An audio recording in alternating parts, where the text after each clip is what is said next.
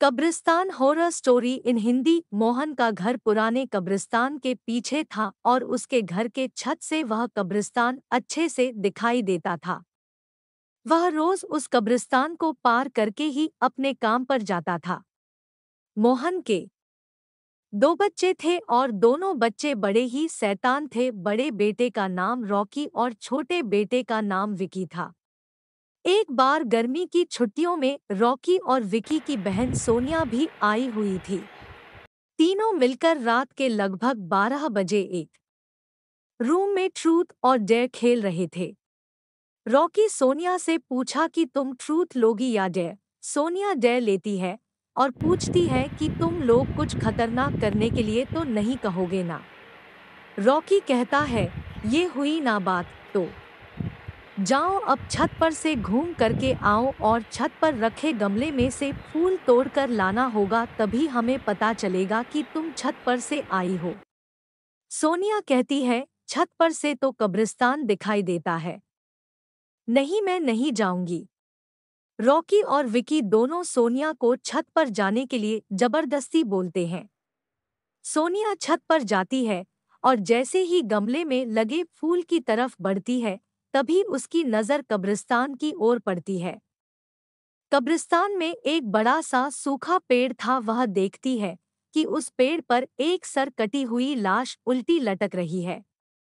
सोनिया उसे देखती है और जोर से चिल्लाती हुई बेहोश हो जाती है। फिर जब सोनिया बहुत देर तक छत पर से नहीं लौटती है, तो रॉकी और विकी दोनों डर जाते हैं और वह छत पर जा करके देखते हैं तो पाते हैं कि सोनिया बेहोश पड़ी है। वो तुरंत मोहन को बुलाते हैं और सारी बात बताते हैं।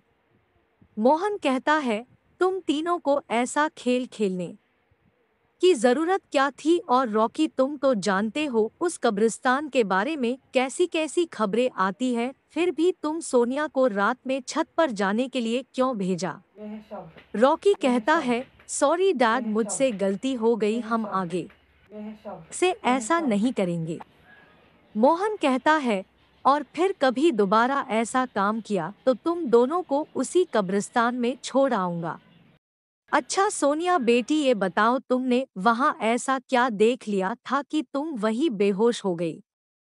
सोनिया सहमी हुई हालत में मोहन को सारी बात बताती है कि उसने क्या देखा। मोहन ने उस कब्रिस्तान के बारे में ऐसी खबरें पहले भी सुनी हुई थी, इसलिए वह सोनिया को डांटता नहीं है और बच्चों को संभल कर रहने की सलाह देता है। एक दिन मोहन को काम से छुट्टी मिलने में देर हो गई और उस दिन उसे ऑटो भी नहीं मिला। वह पैदल ही घर की ओर चल पड़ा। इधर विकी और रॉकी दोनों आपस में बात करते हैं। रॉकी कहता है, विकी, तुम्हें क्या लगता है सोनिया ने जो कहा वो सच है? मुझे तो लगता है कि वो सिर्फ बातें बना रही है, वो उसका भ्रम होगा। विकी कहता है, अरे नहीं भाई, तुमने उसकी हालत देखी नहीं, एक दिन भी और यहाँ रुकने को तैयार नहीं हुई। मुझे लगता है कि उसने सच में कुछ देखा होगा। रॉकी कहता है, चलो हम कब्रिस्तान में जाकर खुद ही देख लेते हैं। विकी कहता है, अरे भाई, तुम पागल तो नहीं हो गए हो? मुझे अपनी जान बहुत प्यारी है, मैं कहीं नहीं जाऊंगा और तुम भी मत जाओ। विकी के मना करने के बावजूद रॉकी नहीं माना और वह अकेले ही कब्रिस्तान की ओर चला गया। कब्रिस्तान का दरवाजा खोला और अंदर चला गया। जिस पेड़ पर सोनिया को सर कटी हुई उल्टी लाश दिखी थी, रॉकी खड़े होकर उस पेड़ की ओर देखता है। तभी एक अदृश्य हाथ उसके पैरों को पकड़ लेता है। रॉकी डर जाता है।